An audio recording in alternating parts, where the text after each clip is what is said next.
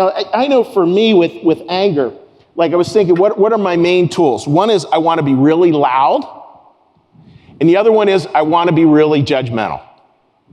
I want a big old microphone, and I want a gavel. I want to be able to judge other people, and I want to do so using a microphone. Now I want to say, like even with a microphone, anger doesn't always show up per se in volume. I mean, sometimes it does. But we can also manipulate other people with our anger by being silent. If I'm angry, I can choose one of two things. I can choose to go with the accusation, you make me so angry. Or I can flip it and ask, what's getting triggered in me? What's getting triggered here? I can't say it strongly enough because I think what I'm about to say is a truth coming out of New Church theology that can be life-changing, but I know I needed to hear it literally for years. I mean, literally for years before I finally got it. Or I shouldn't say got it, before I finally thought I got it. It's the idea, and it's connected to this, about remembering that anger only wants to be angry. Anger only wants to be angry. Folks, you just think about that, right? So like look at how that love expands the territory of our kindness and has gotten us through, up till now, like the world has not ended, has gotten us through a really challenging time. Just think, and I really want this to sink in. Could anger have worked that same miracle?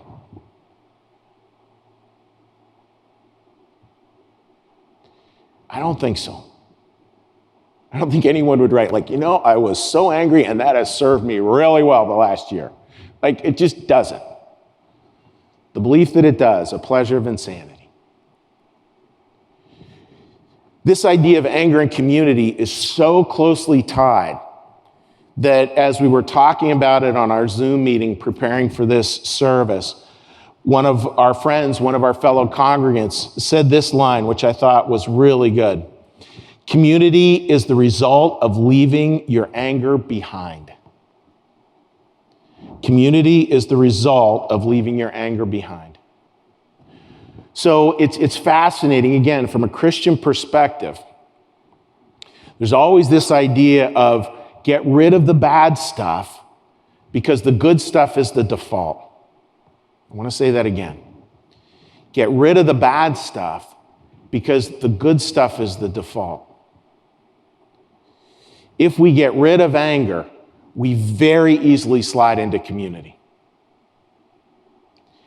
And if we put the pedal down on anger, we very quickly will slide out of community. What happens when we stop believing that the other person is actually doing the best they can with the information they currently have at their disposal? What happens when we forget that everybody wakes up in the morning thinking, boy, I just want to have a good day? No one wakes up in the morning thinking, how can I be a jerk today? This doesn't happen. We have to have that goodwill and that faith that's part of that. And that faith is just this trust. And I love, again, what that one person texted in. It's the faith of Jesus. Yeah, of course, faith in Jesus as well. But the faith of Jesus where we just get that there's this bigger holding. And we learn to trust it. We learn to trust the water will hold us, as the famous quote in the book goes. We learn to trust the water will hold us. Think of the families, communities, relationships that can start to heal.